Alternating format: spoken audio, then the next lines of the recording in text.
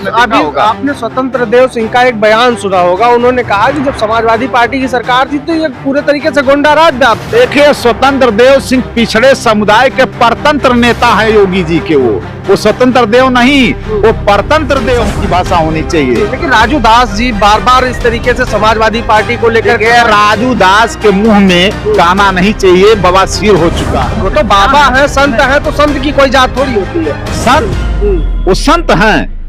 अरे हम कहते हैं संत को सत्ता से क्या मतलब। दास जैसे लोग इनके चेले चपाटे हैं, कहते हैं कि सैया भय कोतवाल तो डर का है। सजाती अपराधी हैं, वो जिले जिले में जो घूम रहे हैं, लोगों के ऊपर जो अत्याचार कर रहे हैं, लोगों को मार पीट रहे हैं, गुंडाई कर रहे हैं, उनके ऊपर कार्रवाइयां नहीं। तो आरोप आपके ऊपर लगा दिया कि जो है आपसे जुड़े लोग हैं जो तस्करी कर रहे थे, जो लेन देन का मामला समाजवादी पार्टी।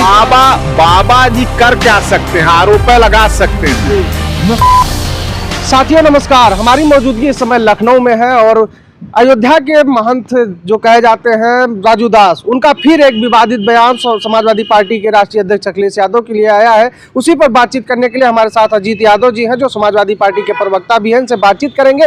लगातार आपने देखा होगा कि सोशल मीडिया पर तमाम ऐसे बयान राजू दास के वायरल होते रहते हैं जो कहीं ना कहीं समाजवादी पार्टी और समाजवादी पार्टी के राष्ट्रीय अध्यक्ष अखिलेश यादव को टारगेट करते हुए नजर आते हैं। बातचीत करेंगे। सर बहुत बहुत स्वागत है। धन्यवाद। सर, जो जिस तरीके से राजू दास जी का इतना अटपटा सा बयान आया है, क्या कहेंगे आप? देखिए, राजू दास साधु नहीं है, क्योंकि साधु की भाषा जो होती है वो इस तरीके की भाषा नहीं होती, असंसदीय, अमर्यादित जी। क्योंकि बाणी ऐसी बोलिए मन का आपा खोए, औरन को शीतल करे आपो शीतल हुए। साधु ऐसा चाहिए जैसा सूप सुहाए, सारी सारी को गही रहे थोथा देह उड़ाए। तो आपको लगता है कि राजू दास की ये भाषा जो है साधु की भाषा है? ये जो है रावण के जो है, रावण भी साधु के भेष में आया था। साधु तो योगी भी हैं। कितना अपराध है, किस तरीके की धारा है, अगर आप उसको जो है गूगल कर करके हाई कोर्ट से निकलवाइए कि किस किस प्रकार की इनके ऊपर धारा थी, आपराधिक कृत्य की धारा थी। लेकिन ये भी अपना केस वापस ले लिए। भी तो साहब कहते हैं कि मैं संत हूँ। ये संत की भाषा होती है कि गुंडई की भाषा होती है? राजू दास भी उसी तरीके से है। और राजू दास जैसे लोग इनके चेले चपाटे हैं, कहते हैं कि सैया भय कोतवाल तो डर काहे का।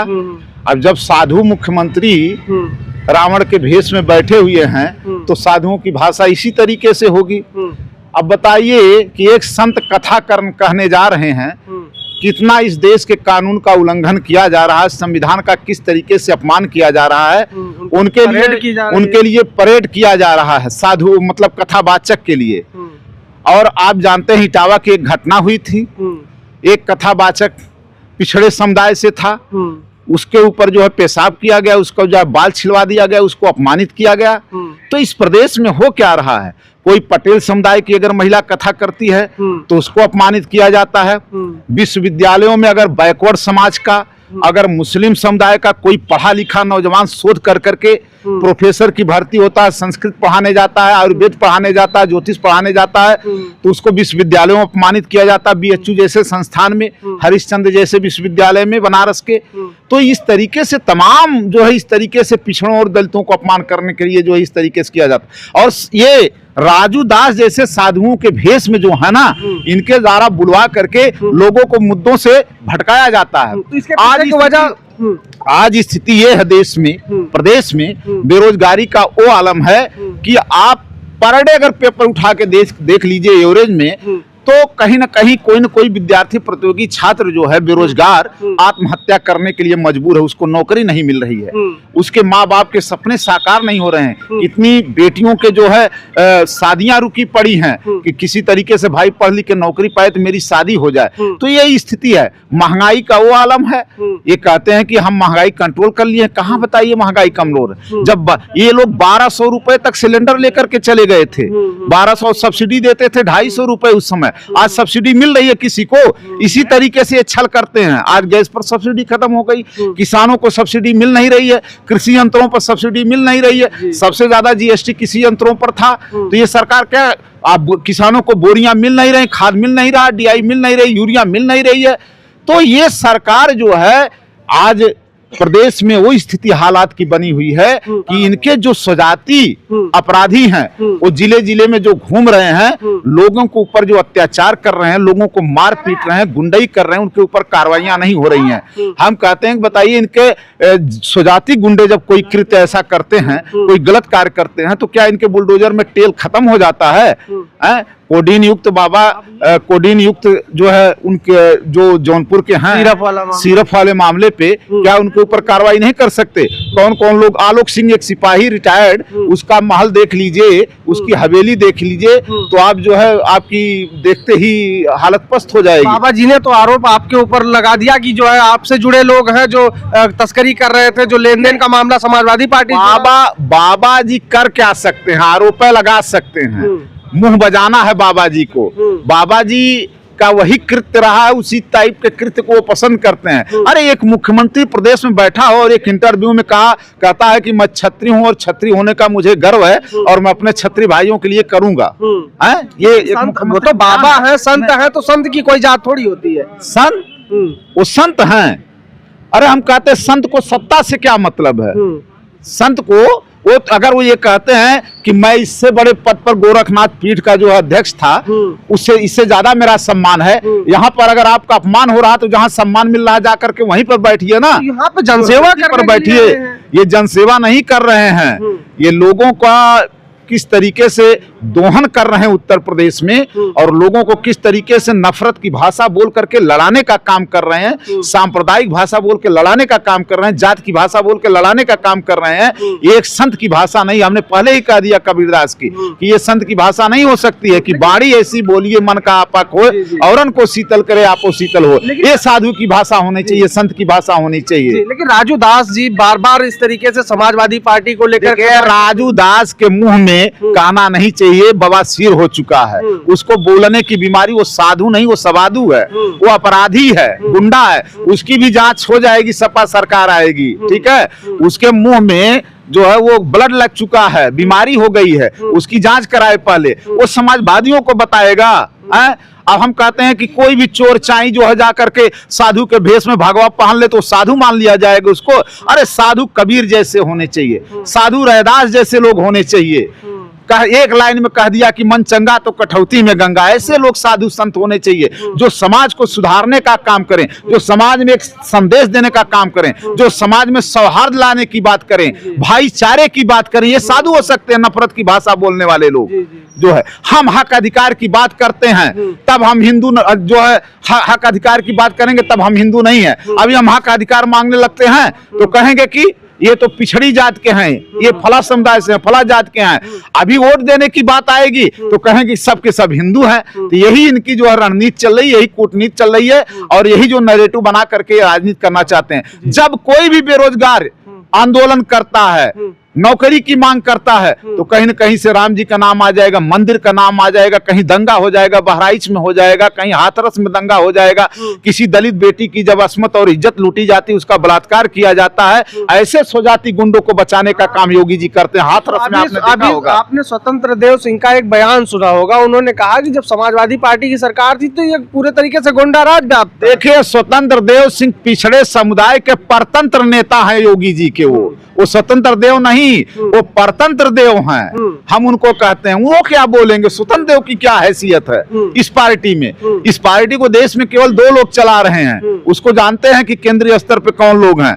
मोदी हैं, अमित शाह हैं, और अमित शाह और योगी की लड़ाई में स्वतंत्र देव परतंत्र देव बन करके जो मन में आता है बक देते हैं। हम कहते हैं कि पिछड़े समुदाय के जितने भी नेता हैं, नेपाल के भी तत्काल की भर्ती आई है ना, उसमें 18% ओबीसी को दिया जा रहा है। स्वतंत्र देव की हैसियत है, बोल देना उस पर।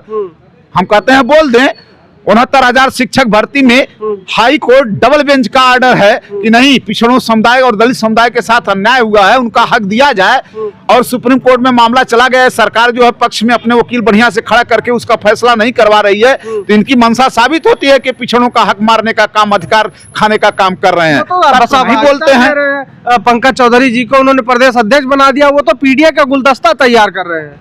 देखिए, पंकज चौधरी जी इसलिए लाए गए हैं, केवल हमने कहा कि वोट के लिए सब हिंदू हैं, और पंकज चौधरी जैसे लोग और उनके जैसे अन्य पिछड़े नेता जितने भी लोग हैं, चाहे वो अनुप्रिया पटेल जी हों, चाहे ओम प्रकाश राजभर जी हों, चाहे संजय निषाद जी हों, ऐसे लोग वही भाषा बोलेंगे जिनसे उनका परिवार का भरण पोषण हो सके, उनके परिवार और नात रिश्तेदार के लोग मजबूत हो सकें।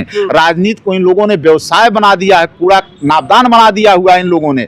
ऐसे लोग पिछड़े समुदाय के हितैषी नहीं हो सकते। अगर पिछड़ों का और पीड़ित का कोई भला करने वाला है तो वह असली समाजवादी पार्टी के लोग हैं, और इसको नेताजी ने और अखिलेश जी ने करके दिखाया है जो है। तो ऐसे लोगों से आशा न करें कि पिछड़ों का हक और अधिकार मिल जाएगा। हम कहते हैं बोले ना। अब बताइए, संजय निषाद एक प्रदेश के मुख्यमंत्री, सम्मानित इतनी बार मुख्यमंत्री रहे, एक महिला का हिजाब खींच रहे हैं, और खींचने के बाद उसकी अस्मिता के साथ किस तरीके से खिलवाड़ किया जा रहा है स्त्री सम्मान के साथ, और ये कह रहे हैं कि अरे अभी तो बुर्का ही छुए थे, कहीं और छू देते तो क्या हो जाता। ये एक मंत्री का बयान होना चाहिए। अरे हम कहते हैं मान लीजिए वो होश में नहीं है, हमको लगता है कहीं न कहीं से कुछ चढ़ गया रहा होगा, नहीं होश में थे, बीमार, मान लीजिए खींच दिया, मान लेते गलती हो गई। सार्वजनिक प्लेस पे कोई इस तरीके की जो है दुर्भावना नहीं कर सकता दुर्भावना से, लेकिन हो सकता हो गई गलती, तो गलती मानने वाला महान होता है, गलती को माफ करने वाला भी उससे बड़ा महान होता है। अगर ये देश की जनता इतनी महान है कि उन्हें माफ कर देती, लेकिन उसके पक्ष में खड़ा हो जा रहे हैं। यूं नहीं, गिरिराज किशोर का भी बयान सोचो, कह रहे हैं कि ये मुस्लिम देश नहीं है, ये हिंदुओं का देश है। अरे हिंदुओं का देश है तो क्या तुम जो 20 करोड़ मुसलमान रहते हैं उनकी जो महिलाओं के साथ आप जो है खिलवाड़ करेंगे? वो इस देश के नागरिक नहीं है? कितनी शर्म की बात है। ऐसे बयानों के लिए इस टुटपुजिए टाइप के नेता रखे जाते हैं, गिरिराज जैसे, किशोर जैसे लोग। अभी संजय निषाद जी ने जो कहा, उन्होंने सफाई दी कि हम पूर्वांचल से हैं। पूर्वांचल की भाषा में ये होता रहता है कि टालने के लिए किसी बात को कह दिया जाता, फलाने ऐसा कहे, ऐसा नहीं, ऐसा कह दिए तो क्या हो जाता। देखिए, संजय निषाद को कुछ आता जाता नहीं।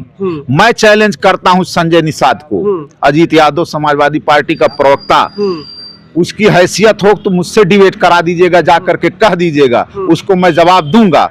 मैं कहता हूं कि तुम्हारी बहन का मैं आंचल खींच दूं तो कैसा लगेगा? तुम बयान दे रहे हो कि पूर्वांचल में ऐसे बयान दिया जाता, गंदी भाषा बोली जाती है। पूर्वांचल का वो कहाँ हो, तो अवध क्षेत्र का है, पूर्वांचल का बता रहा है। उन्होंने कहा पूर्वांचल पता ही नहीं है। पूर्वांचल के लोगों में पूर्वांचल की बोली इतनी मीठी होती है कि अगर उसकी बोली सुन ले तो उस पे लोग मंत्रमुग्ध हो जाते हैं। और इस तरीके की भाषा बोलने की बात वो कह रहे हैं। पूर्वांचल की भाषा, मैं आजमगढ़ से हूँ, बलिया और गाजीपुर की भाषा कितनी मीठी होती है, उस भाषा को सुनने के लिए लोग आनंदित होने के लिए कहते हैं कि लोग कुछ बोलें। अगर वो गुस्से में भी बोल रहा है तो लोग आनंदित होते हैं। और वो बता रहे हैं कि पूर्वांचल में ऐसे होता है, किसी की अस्मिता और किसी की इज्जत के साथ जो है आप खिलवाड़ करेंगे और कहेंगे कि कहीं और छू देता। लगता है जैसे छुई मुई का पौधा है कि किसी के जो है खींच दीजिए बुर्का। ये चीजें ठीक नहीं है। संसदीय ये लोकतंत्र है इस देश में, और लोकतंत्र में इस तरीके की जो है कृत्य जो है माफ नहीं किया जा सकता है। बहुत बहुत धन्यवाद बातचीत करने के लिए। देखिए, हमारे साथ बातचीत करने के लिए समाजवादी पार्टी के प्रवक्ता अजीत यादव जी थे, जिन्होंने स्पष्ट शब्दों में कहीं न कहीं इसकी घोर निंदा की है, चाहे वो राजू दास का बयान हो या फिर संजय निषाद का बयान हो, या फिर जिस तरीके से बिहार के मुख्यमंत्री नीतीश कुमार की वो हिजाब खींचने की जो एक वीडियो वायरल हुई, उसको लेकर भी उन्होंने कड़े शब्दों में निंदा की। और उन्होंने कहा कि ये जो है, जो भारतीय जनता पार्टी में पिछड़े दलित नेता हैं, ये कहीं ना कहीं मानसिक रूप से एक तरीके से गुलाम है। इनको रखा जाता है इस तरीके की बयान देने के लिए, इन चीज़ों की हरकतें करने के लिए। फिलहाल इसको लेकर आप क्या सोचते हैं, अपनी राय कमेंट बॉक्स में जरूर दीजिएगा। मिलते हैं वीडियो में। नमस्कार।